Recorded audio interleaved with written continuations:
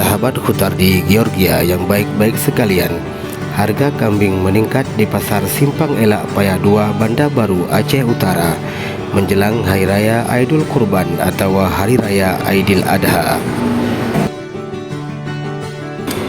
Harga kambing untuk kebutuhan kurban menjelang Hari Raya Aidul Adha tahun ini terus mengalami kenaikan seiring tingginya permintaan konsumen di lapangan.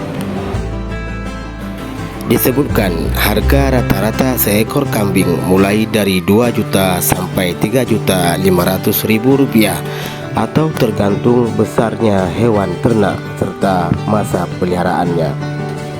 Saat ini banyak pembeli hewan kurban berasal dari kota Luxmawe, kota Birin dan juga kota Aceh Timur. Setelah disepakati harga antara penjual dan pembeli, hewan kurban akan diantar pada saat penyembelihan, biasanya pada hari raya pertama Aidul Adha.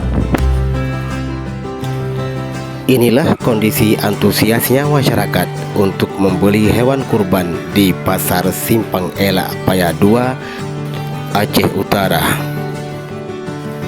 Pasar hewan Simpang Elak Paya 2 Aceh Utara ini merupakan pasar tradisional yang sudah sangat lama dipakai oleh masyarakat hingga sekarang. Ayo saudaraku, tunggu apa lagi?